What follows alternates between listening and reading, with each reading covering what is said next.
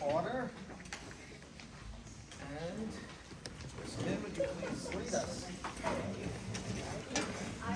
Allegiance to the flag of the United States of America and to the republic for which it stands, one nation, under God, indivisible, with liberty and justice for all.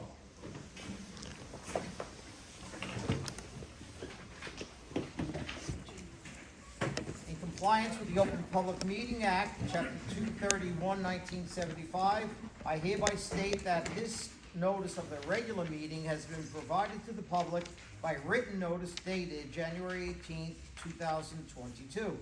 The meeting notice has been emailed to all staff at the District 3 school locations. 2, communicated to at least one of the board's designated newspapers, and 3, filed with the Borough Clerk of Palisades Park. Roll call, please. Dr. Matarazzo. Here. Newman. Here. Ionescu Garcia. Here. Sue Chuck. Here. Jason. Kevin Lynn. Here. Peter Longo. Here. Charlie Shin. Here. Dr. Cirillo. Here. Mr. K. Here. Sarah Kim. Okay, first item, I just want to say that I spoke to Captain Espina today about an incident that was reported, and both he and Dr. Cirillo collaborated with me on it. There was some incident of some people outside when students and teachers were leaving. We are addressing it. He was very cooperative, and I thank him for that, as well as Dr. Cirillo. That's it for my report as of right now, and we'll move on, please, to report of the superintendent. Dr. Cirillo. Thank you, Dr. Matarazzo. As required by law, within 60 days of receiving test scores from the state of New Jersey, we have to do a public presentation. So you are here for a presentation, but before we do that, I am honored, I am grateful and privileged to recognize, I see 3 in attendance. I know there were 3 more that could not join us. So I'm going to personally ask each of these resilient, brilliant, whatever adjective you want to use, young adults of our junior, senior high school to come forward. I have a certificate of acknowledgement and I will explain why they are being recognized. So I'm going to start with our youngest, but by far potentially our smartest. Tara is a freshman at Palisades Park Junior Senior High School, and she has a perfect score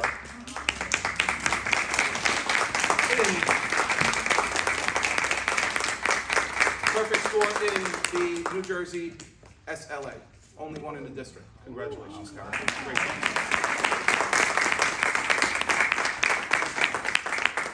The next 2 individuals were 2 of 5 students at our junior senior high school that were recognized as National Merit Scholarship recipients. They are obviously extremely intelligent, to say the least. They are recognized for their assessment in College Board tests, specifically PSATs. So what I have before me are 2 certificates, one for Miss Yoon Park. Come on forward, please.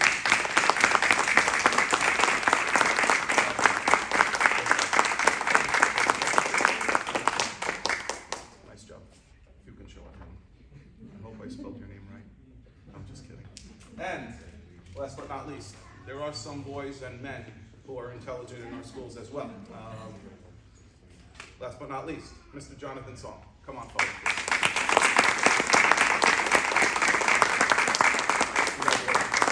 Congratulations. Congrats.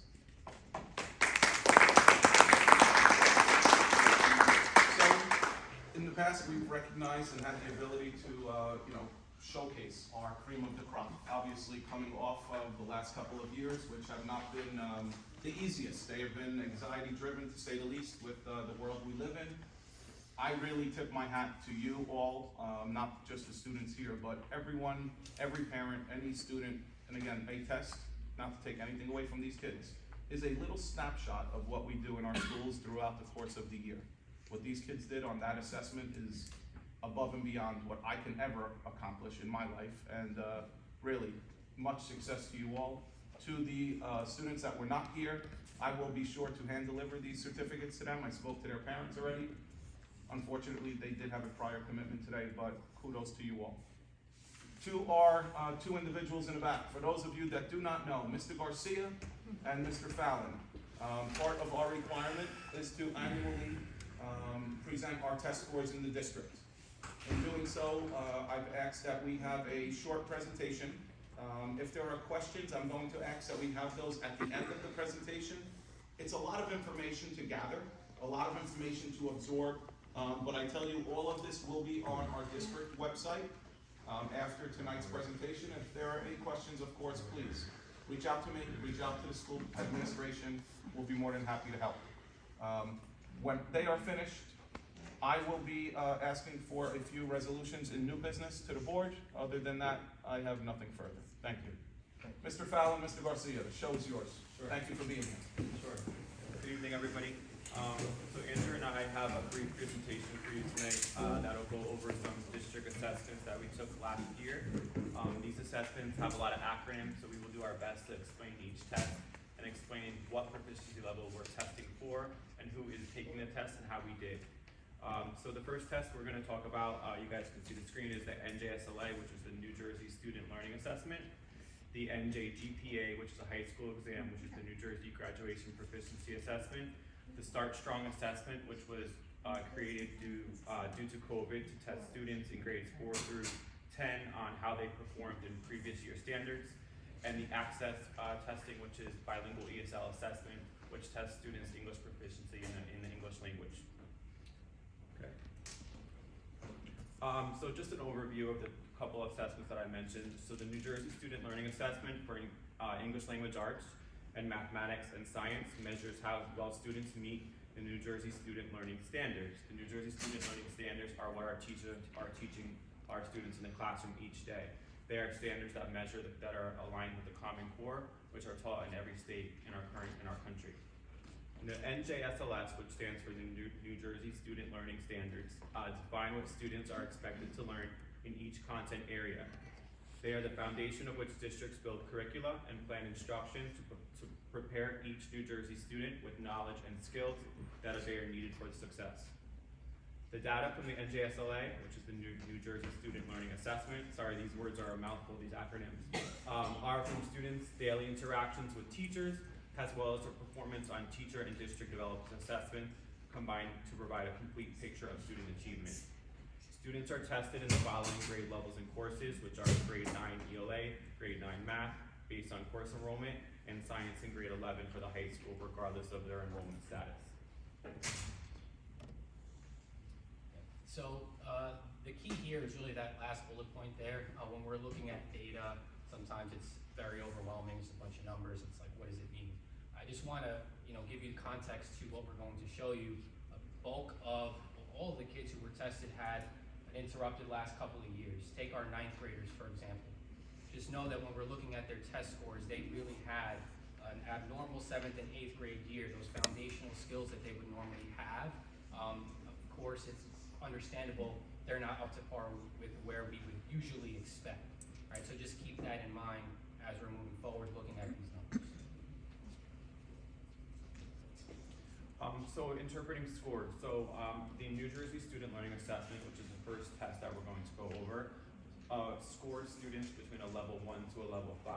So students take the test in multiple subjects, ELA, math, and science, depending on the grade level, and they are scored from a level 1 to a level 5. Level 1 says did not yet meet expectations. Level 2, partially met. Level 3, approached expectations. Level 4, met, and level 5 exceeds. For the purposes of our presentation tonight, we are going to share the data with you, and this will be posted on our website, but it is a lot of data. So we're going to be focusing on what we're going to do about the data to move forward within the elementary schools and the high school. And just so I can add another piece, so you look at the 5 levels, different than from an AP score. Each of those levels has a numeric equation that falls within those numbers. So Tara, perfect example, who's here with us tonight, obviously was a level 5. But a level 5 is equivalent to a number. That number is 800 still? 800. So Tara had a perfect score, as I mentioned. Sorry to embarrass you a little bit. Congratulations. But again, each of those numeric levels is equivalent to a number value. So the scores range from 100 to up to 800, and we really drill down the scores in the elementary and the high schools to really focus on students who need the additional support in their classes. We provide this data to the teachers in the summer, and they really drive and plan their instructions each week with this data.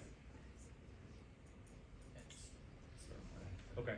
Our district enrollment for testing purposes, so we are testing starting in grade 3. So in grade 3, we have 144 students, grade 4, 126. I won't go through each grade level, but we had about 1,267 students testing last year. And then just for subgroup purposes, we measure our special education and bilingual population. We also reported out our numbers for reporting purposes. You may see in areas of under 10, any under 10 reporting is not reported. So that's a ratio that we will not be reporting on for percentage purposes. But you may see it less than 10, that means there was less than 10 students in that range. That is done for privacy rights. The State Department of Education does not want us to potentially identify those students. So if there's less than 10, of course, in any grade level, we are not permitted to show those scores. So, like Patrick said, there's a lot of data, there's a lot of numbers, there's like, I think over 30 slides, so we're not gonna do that to you and go through every number, but we did want to explain how to interpret it so that when we publish it, you guys can sift through the data, and of course, we're always available should you have any questions about that data or any of the numbers. What we are really gonna focus on, and I'm gonna skip through a couple of these slides, are what we're doing about it as a district. All right, so here are the intervention strategies. You can see that there's a lot. It starts with analyzing the data, trying to identify trends, and then helping our educators analyze those and use those for planning purposes. So in our PLCs, which stands for Professional Learning Communities, our teachers get together at grade level or content, and they really dig down into the data and plan their lessons based on this. They target specific standards that we've identified weaknesses within the classroom. We also have, maybe you want to speak a little bit to Sure. Title I? Sure. Our Title I department has expanded. Title I is federal funds that come into our district to increase student achievement levels. So our Title I department usually was encompassed of part-time Title I teachers. Knowing that COVID was a problem for our students for the last 2 years, we actually hired 5 full-time Title I teachers this year. So at the elementary level, we have 5 full-time teachers who are working with students who scored in the realm of level 3 on the previous side, which is approaching expectations, who work with those students during various times throughout the day. I don't want to get too ahead. You can go INRS. Yes, so then we also, it's really all encompassing. This drives what our INRS process, our after school, before school programming is all based on this data.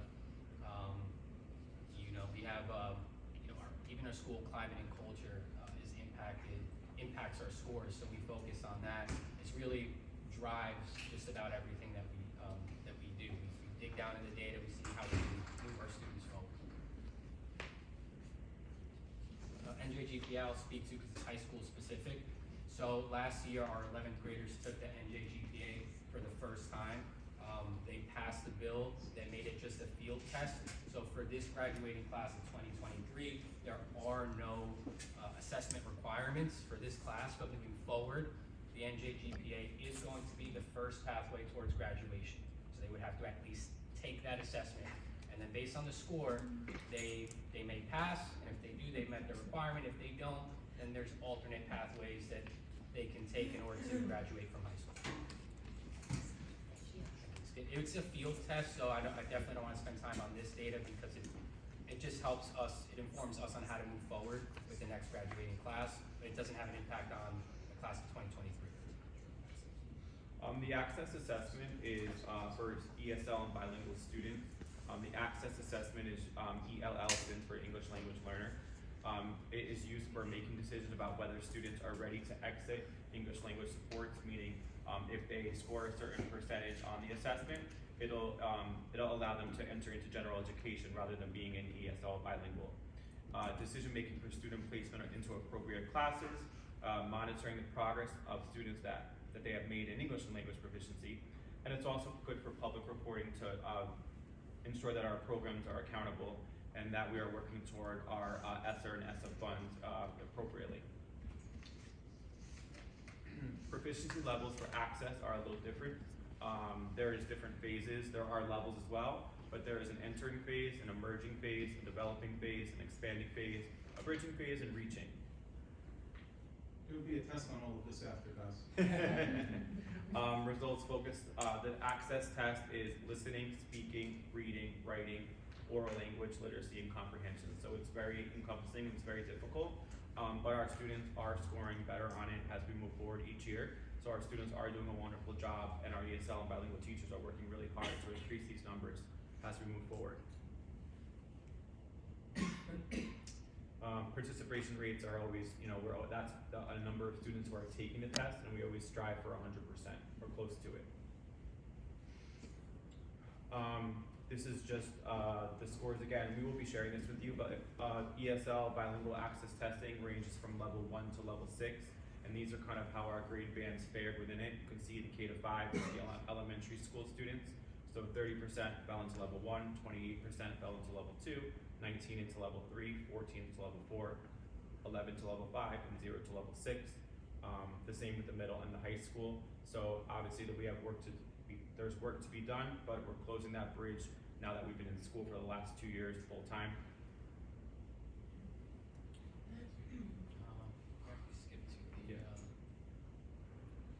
So the intervention strategies for ESL specific, a lot of them are the same as for other students, but I'm proud to announce, I know at Lindbergh you've had an after-school ESL program probably for 2 years? Yeah, started, yes. The high school is now starting one as well, a targeted intervention program for ESL. That's going to start soon. Based on our test scores, we are targeting specific kids, the standards that they need help in, and we're going to invite them to an after-school program. In addition to the other programs that we are already running, like Option 2 pathways that already service ESL kids, but isn't specific for ESL. And Lindbergh started October 3rd. We started our ESL reading and writing after school program. So we currently have about 40 ESL students who come 4 days a week for an hour after school and have an intense remediation session in reading and writing. In addition to our academic program, we have academic remediation and ESL reading and writing. The Start Strong assessment was an assessment that was created due to the pandemic. The assessment was supposed to measure the learning loss in the COVID hybrid learning instruction time. So we administered it for the first time last year, and then it was mandatory this year. So we're looking at the 2021 data, which was last fall. This test was a brief designed to maximize instructional time and provide quick data for our teachers to see who was at level and who was not at level, or who needs support. It was a 45 to 60 minute test. We did it in September of this year, and it outputs the data within a few days. The teachers have it and they know how to appropriately plan for their future instruction. Last year, grades 4 through 10 took the test. Has a district, level 1, 2, and 3 is the score ranges.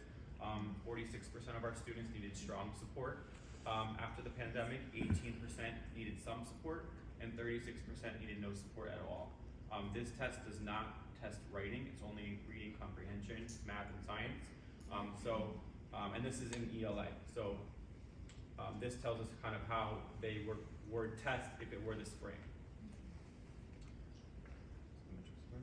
In math, it's a little bit of a different story. Math is a little bit of our challenge, which is why we're shifting our curriculum and updating our standards. In all grades, 65% needed strong support in the district, 19% needed some support, and 16% needed no support. In science, it was similar. Science, it was tested in grades 6, 9, and 12. You could see in the level 1 range, 59% of our 6th graders, I'll just go through the whole district, so 62% of our 6th graders, of 6, 9, and 12, needed strong support, 27% needed some support, and 13% needed no support. So science in those grade levels is still a big need as well.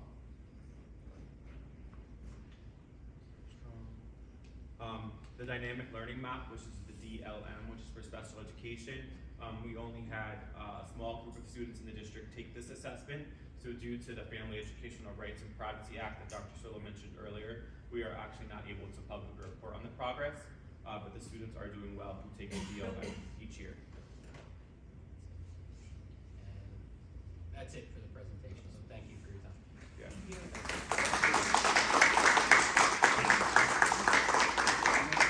As Dr. Silla mentioned, this will be posted online, so if you guys want to look through the data, it will be shared and it will be available at any. This will all be on our website, and for the purposes of the two principals being here, Mr. Fallon, Mr. Garcia, are there any questions specific to the presentation that you may or may not just have heard? Yes, sir. How you doing, Bradley Rivera? Just got a simple question. Is the data collected, can I expect to see comparison with the students in this district to the rest of New Jersey? Yes. Nationally and globally? It's national, it's to New Jersey and national, we don't have globally. So there, Mr. Rivera, there is something called a DFG, a district factor group. So I know the state has sort of shied away from comparing children to children or, communities to communities. They don't want to, single out. That's a wealthy place and they're doing great, and that's a poor place and they're not doing so well. So they kind of shy away from it, but district factor groups are comprised of socioeconomic backgrounds. So similar districts, I know for a fact Palisades Park has a similar demographic group to Weehawken. I know that, so they would compare us to a school like that. They would never compare us to a Ramapo Indian Hills or an Upper Saddle River. It just wouldn't be fair. Socioeconomic. We have a very large free and reduced lunch population. We have to take in mind our student population is not similar to those places, but demographically, we look at socioeconomic, and not we, the state, but again, they shy away from it. For purposes of reporting, they do say individual score reports will show me as a parent, my children, how they compare to other kids in their grade, how they compare to other kids in the state of New Jersey. I see some head shaking, moms have seen those reports. And the reality is, and again, I never put all of our energy stock, maybe it's not the right thing to say, but a test is a test. It's one snapshot of what goes on throughout the course of the year. And again, we have some brilliant children in our schools. And students that are great test takers are, again, kudos to them, because they will be extremely successful. But we have extremely talented artistic children that may not do well there. We have children in the music programs. So there's many factors, but there are comparisons out there. And for the purposes of again, if there are no other questions, he apologizes, he said he was studying, but we have one more. I'm just kidding, David. David Yu is one more. National Merit Scholarship recipient.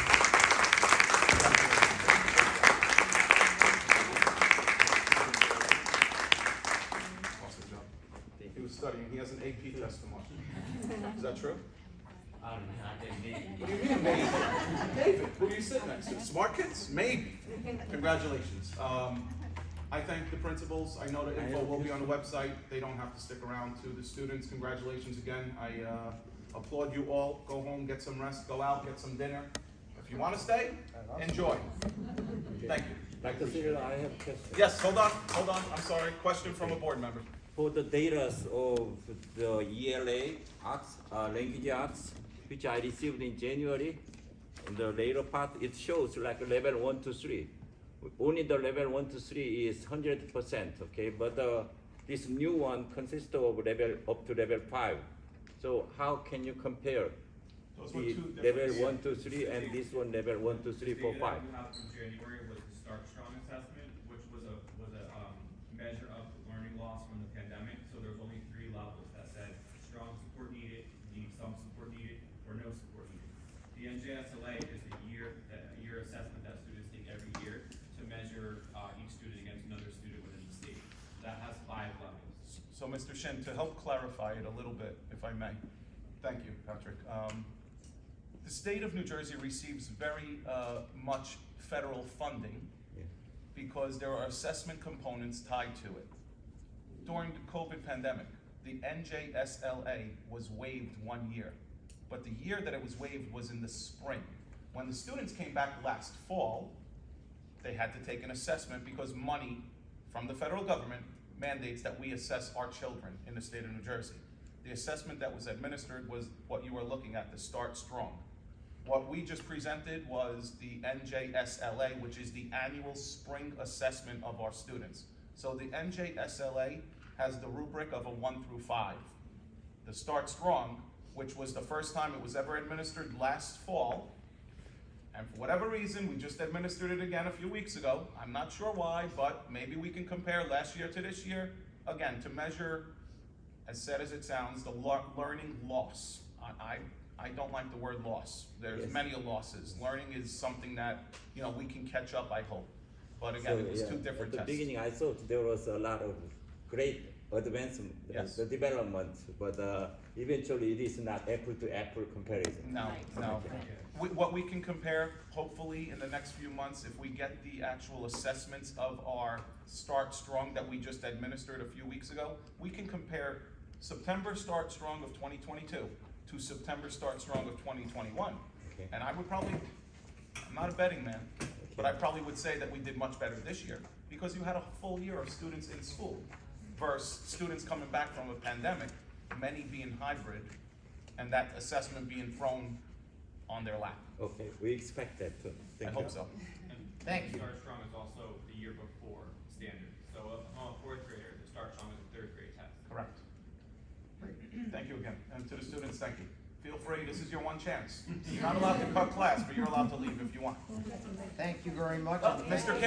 Kim has a question. No, you guys can leave. I have Dr. Sorrello, do we still have a science academy program? We do have a Math and Science Academy program, yes, sir. And they are selected when they take a test on 8th grade? Yes, so in the 8th grade, Mr. Garcia, do you want to talk a little bit about the Math and Science Academy and the entrance exam? I'm sure many of these students are in that program. I think many board members do not know about this. Yep, so It's it's one of a- the great program we have, and we can sell out.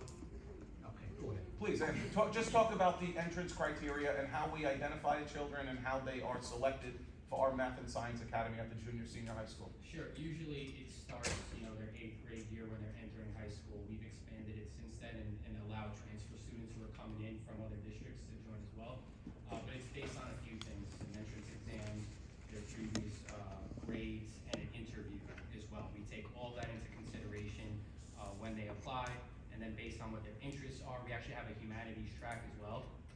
They pick which track, and then we put them in that track, and it's a course of study that they have to complete, and then they earn a distinction when they graduate.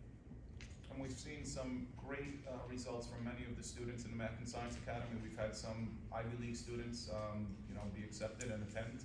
We've also seen, and the idea of the Math and Science Academy when I was a high school administrator was really to offer something in comparison to what the Bergen Academies offer. We have to offer something to stay in your home district. And the idea is that not all students are prepared for the rigors of the Bergen County Academies. So many kids go out, they try it, but then when they return, what we had to make an exception was, we have to admit some of these students. They're our brightest, they're our best. They deserve to be in that program. So if it doesn't work elsewhere, they shouldn't be punished. We can allow them to enter our programs as well. Great. Yes, some of our board members probably saw that more than 60% need assistance in ELL as well as the math. But we do have a situation, we have that kind of population that we need to support them. So that's why we have that program. But we also have another program that Dr. Cirillo just mentioned, that we have a science program and humanity program that we can lead the smart students to the right direction. So that if any parents saying that our school district is not as good, that's not true, because our science program is the one that is pushed, the one who is motivated and who is very smart from the very young age. Jason, and I can just add that we are an extremely unique community. I don't believe that there is another community in the state of New Jersey like Palisades Park. I don't believe that they have our student body. We have so many students coming to us with very low education levels, and those children are being assessed. And for comparative purposes, I know Mr. Rivera asked that question. I don't like to compare myself to anyone else. I like to see where the kids enter and when they leave. Are they proficient? And are they gonna be successful in life? And the resounding answer is always yes. Yeah, and I'd just like to add too that it isn't, you know, we're talking about test scores and the academy tracking, but it's in our uniqueness, there are strengths. So where other people might find a weakness in difficulties and barriers, you know, with our population, they bring something else to the table. It's not just about test scores, and everybody has their own strengths, and I think what we pride ourselves in Palisades Park and definitely at the high school is shining a light on those strengths and helping everybody reach success, which looks different for everybody. So whether it's academy, you know, or not, we have that ability in Palisades Park. Thank you. What is the average size of the academic program? It ranges. I know. I think don't quote me on this Yeah, because I don't have it in sure. front of It's me. average. But I think this graduating class has about 4 or 5 kids that are graduating with that distinction. So they enter as freshmen. Some of them, obviously, the rigors of the courses, there are many APs. They might leave that program with upwards of 20-something AP credit. So that could be 7 courses that they've taken, equivalent to college credits. And that, again, these are, David's the last one standing. How old are you, David? 15 or 16? 17. They're young adults. And again, for them to be taking college level courses, they start in freshman and sophomore year to do that. It's not easy.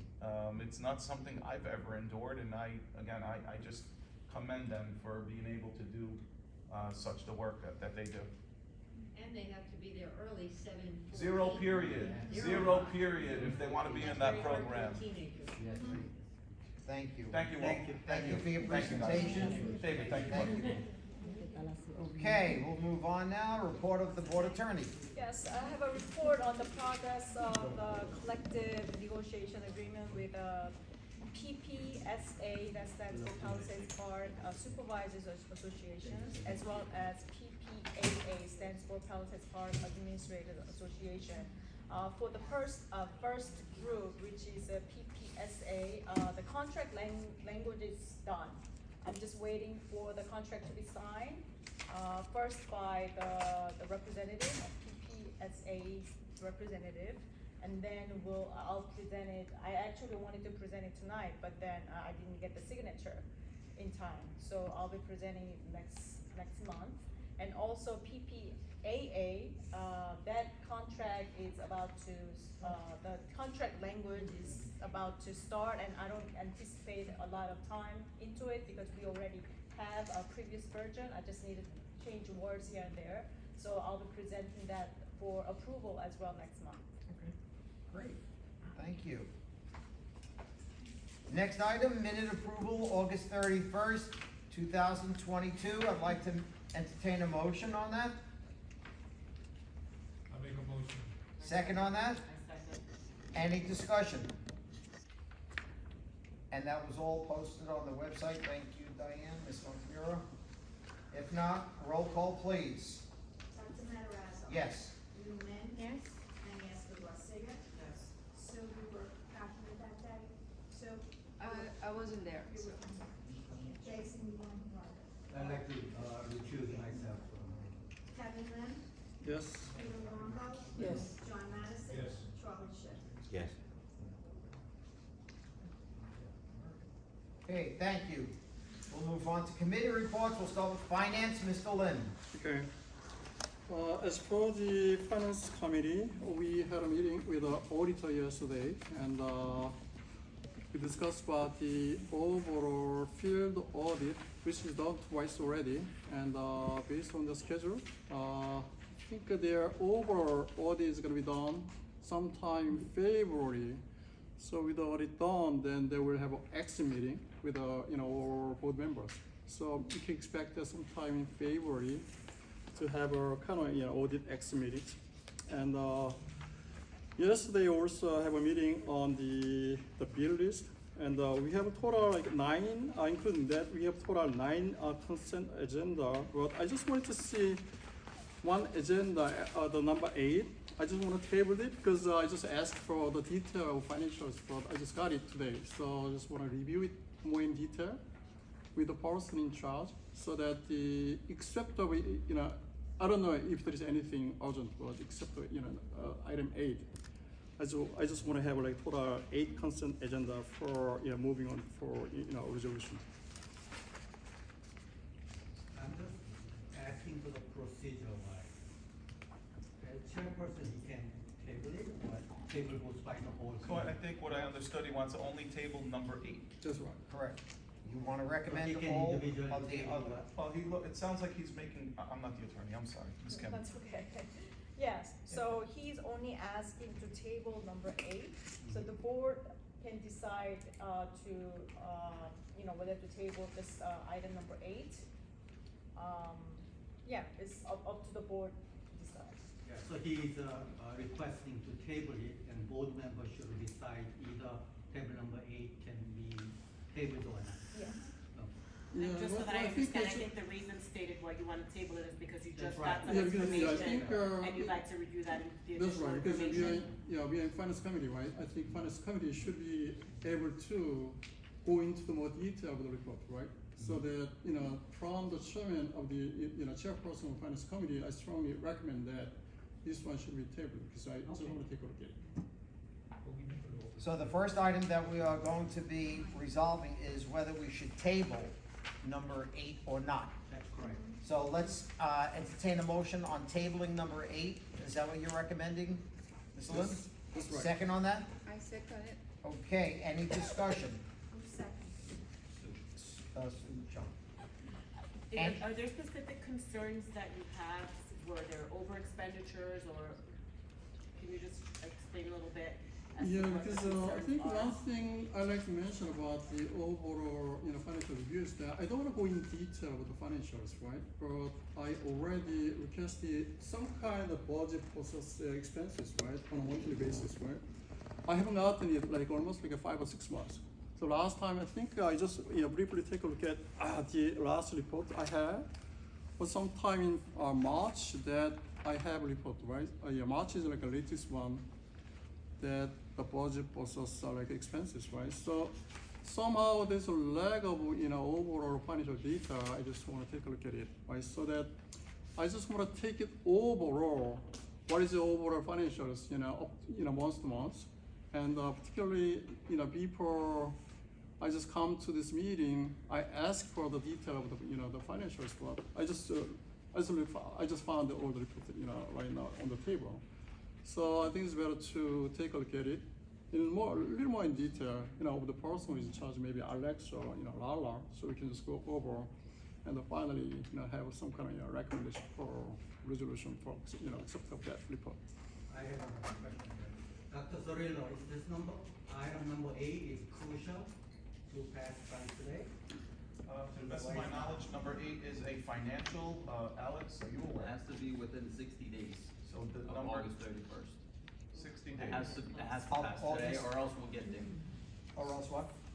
or else we'll get a write-up from the auditors. Okay, so the date that we, It has to be It's already approved passed, within 60 days so it has to be 31st of October would be from 60 days. August 31st. So. August August 31st, 31st. September? So it's passed already. No, No, No. No, it'll it's be- approaching. So Today is the the 20th. end But we of wouldn't October, pass by right? The November. date is October. Tuesday, end of October. I think we can have a big meeting sometime, next week. So that Then I you just would wanna need, go over. you would need a special A meeting, special Mr. Lin. emergency meeting then to pass. And we have the convention on Monday, Tuesday, Wednesday of next week, so many of us will not be here during that time. So if we don't do it tonight, Yeah, I think after meeting, I think we can have it. Yeah, 24th or 26th, right? 24, 5, 6, right? So after that, I think we can meet. Either Thursday, Friday, Thursday, Friday. well, Fridays, I don't think. You're proposing a special meeting next Thursday? Otherwise, is there any way that we can extend that kind of deadlines? So, Can it be extended, Alex? so the issue is that I think, knowing that you guys have like a 6 days like a deadline, right? Why this one report like, the August report? I think it should have done a little bit earlier. We were still working with the numbers. The bank rec has to tie out. So we were busy with everything else going on, as long as it's within 60 days. And just to clarify, you can't have any over expenditures. So basically, an over expenditure means every single account has to be transferred and basically over 0. So So nothing can go in the negative, no specific account can go in the negative. And you can't have a board secretary. Yeah, just report. that kind of things, I just want to take a look at it, because, whether that's, kind of true or not, I just want to, take a briefly look into, a little more in detail. So you don't think that there is over expenditure, or you suspect that there, I'm not Yeah, sure. just I'm as a person in charge of finance committee, right, I just wanna take a look at it, because, it's my duty and also my responsibility as a person that I need to discharge, right? So, I just ask this report, in advance, right, if there's any kind of time, then I just wanna take a look at it. And we have time, to review yesterday, but, all of, it mentioned that there's two more items like to be added, right? So somehow I just take a look at the the agenda today, and one of my items is this one, and I ask for the details, right? And now they send it to me. I mean put it on my table, right? So I don't think it's the right way. Simply without taking looking the detail of this report, right? Simply approve that. I don't think that's the right way of thinking or whatever. I don't think that's unreasonable to ask. The problem is the fact that next Thursday is the only day that we could possibly have the meeting. I mean, And we would need a quorum. going forward, I can send you it. I can send it to you in advance. Could you talk to whether there could be any kind of exception to maybe there some kind of with a proper reason, I think you can make some kind of exception. They're not gonna make it. I don't think so. I think this is statute, I don't think this is, Deadline 60 days. That's from what I know. I think it's a regulation, if I'm Yeah. not mistaken. And you're And pleased it's with in everything QSAC. that is in there?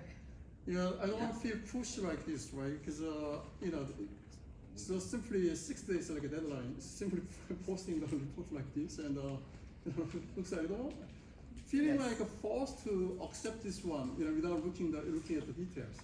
I don't think anyone's being forced to accept it. No, but I'm basically- feeling myself. Yeah, you feel that, okay, it's Well, okay. as a finance committee member, I actually had no chance to look at it neither, because we received today. Yeah, I it should be very respond to important. the- Yeah, at least like there's finance committee members, right? The members should be able to look into the details of the report, right? On everything. Yeah, that's right. On I everything. think it's very common. Yeah, but my under problem, normal situation, well, I don't think it's going to be happening in any kind of organization, right, right? my problem is that we'll be penalized It- if we win. No, It it's- has to be contingent, I understand your concern, but I There's- think it has to be contingent on us then being able to have a timely special meeting. Cause I agree with you and your concerns are valid, my concern is being penalized for not complying with the Yeah, regulation. Right. if it's really important, I think we can set the meeting. Mr. on Lim, Thursday, I think Friday. a special meeting can be had on Thursday, so long that 5 members are available. It doesn't have to be a night meeting, we can Yeah. advertise it in the That's what I'm saying. afternoon. Yeah. Yes. Whatever. He does have a think legitimate more reason about as a chairperson, yeah, he Okay, wants yes. review, so. Does the- 0.5% As long as it's available before- that day. Can I ask before we vote, will people be available next Thursday? Because that's the only possible day. Jason, will you be available Thursday? I will make it available. Okay. What time, Tom, what time are you talking about? Wanna make it at 4 o'clock? Same Seven, time, nine? 7 o'clock. 7 o'clock? Yeah. Okay, so we'll see who's available. You're available 7 o'clock? John? I don't know, I can't tell you right now, I don't know. Okay. Any I'm waiting on my daughter's volleyball schedule, and I don't know. Yeah, I'm not sure either. Cause I That's booked, yeah. one affirmative.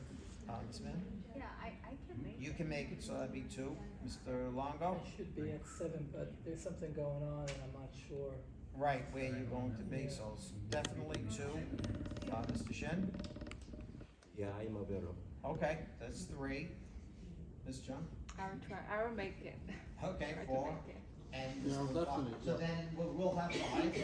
So then now there's a motion on the floor right now to table number 8. Roll call, please. Wait, Oh, Ms. Chung seconded it. Second. yeah, I know it was seconded already, yes. Any more discussion on it? Okay, Diane? Are we gonna vote on the finance? No, this is just on Have to do tabling, that separate? tabling number 8. And we're gonna do the other motion separate. Dr. Matarazzo. Yes. Young men. Yes. Agnieszka Garcia. Yes, on the condition we're not penalized. Okay. Sue Chung. Yes. Jason Kim. Yes. Kevin Lim. Yes. Peter Longo. Yes. John Mattison. Yes. Charlie Schipp. Yeah. Great. Now, would you please make a resolution on all of the other ones except for number 8? Yes. Okay, you resolve, second on that? I second. Any discussion on the other motions? If not, roll call, please. Dr. Matarazzo. Yes. Yun Min. Yes. Henny Garcia. Yes.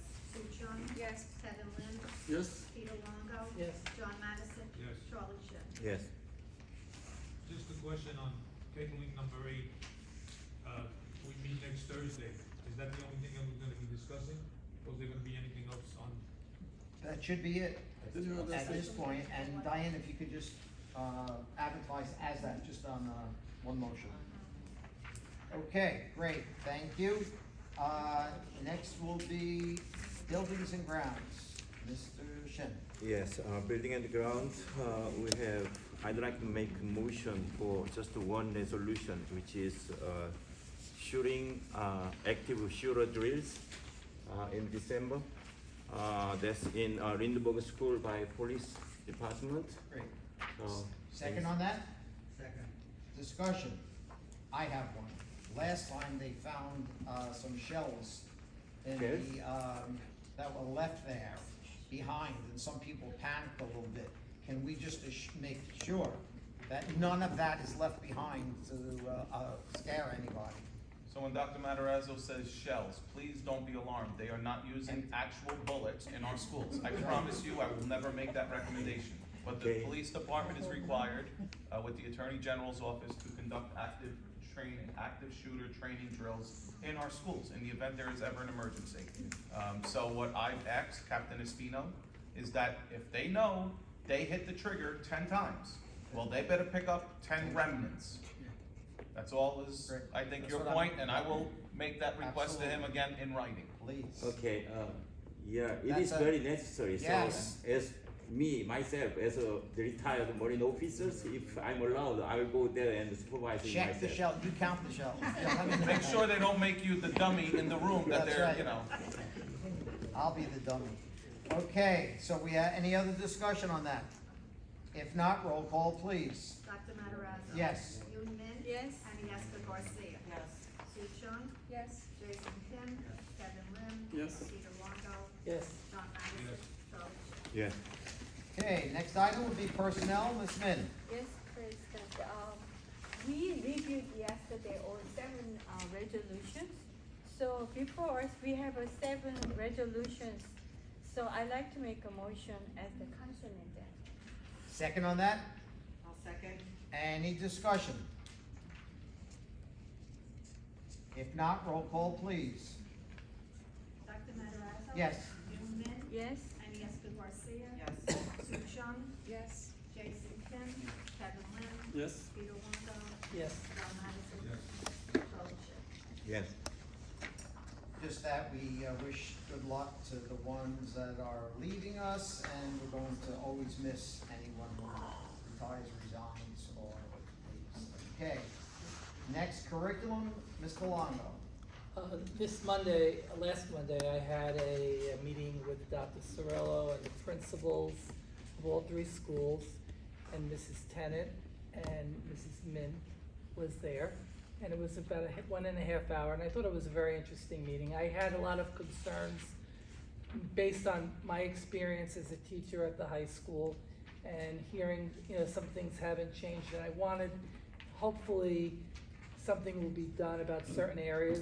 Yeah, I won't be here after December, so hopefully the next person who's in charge of the curriculum committee could maybe, continue what we talked about. Not that these things are gonna be done today or tomorrow, but hopefully in the budget, certain areas will be placed so we can have certain things done.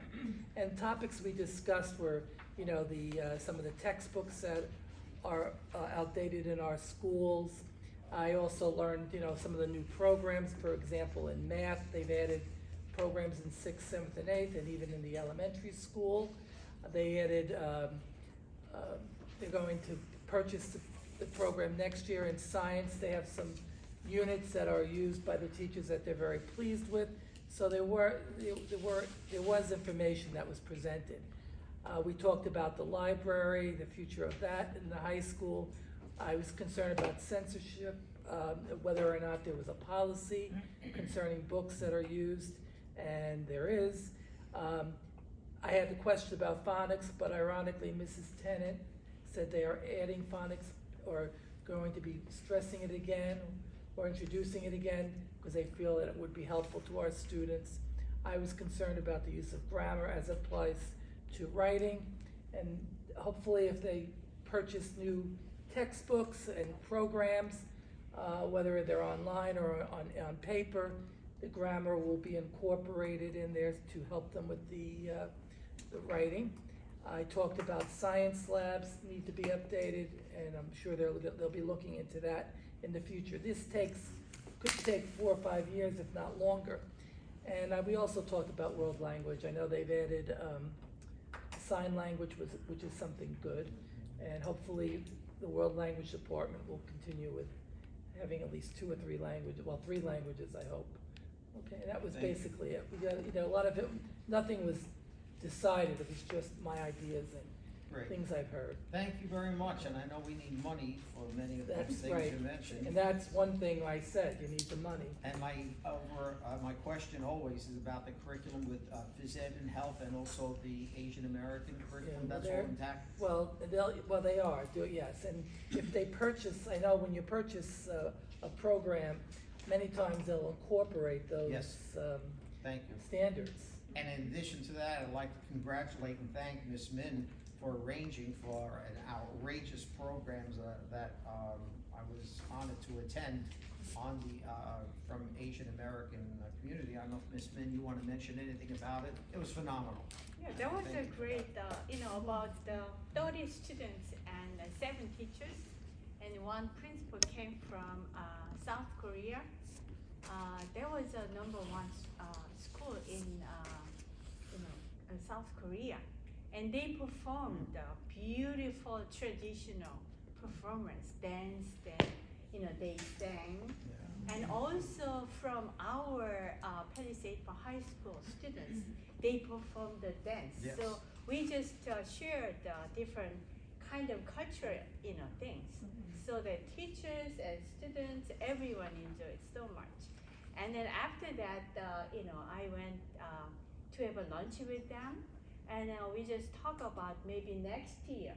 In July, they invite me to go there to share about their curriculum, and then also they plan to come here to perform in a Carnegie Hall.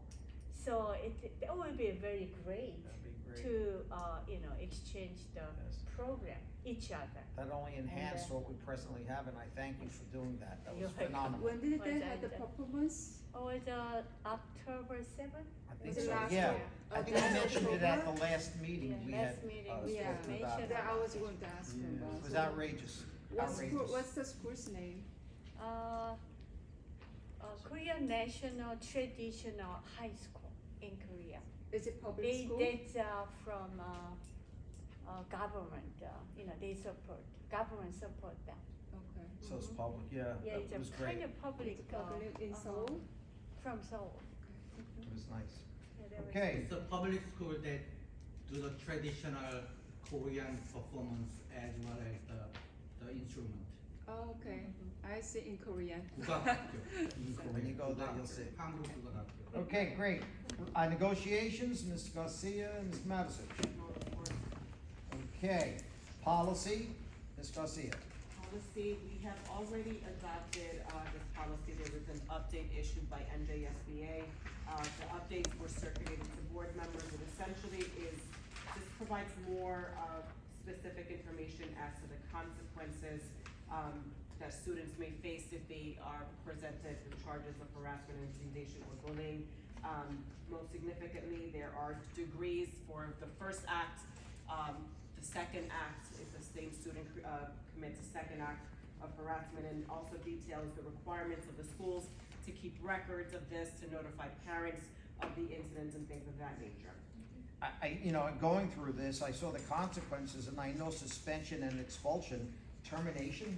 not of them, I hope, it's just, There could be a HIB violation against faculty and staff as well. oh, okay, that- so that'd be employee, I'm not firing any kids. right, or terminating any. They're not on payroll.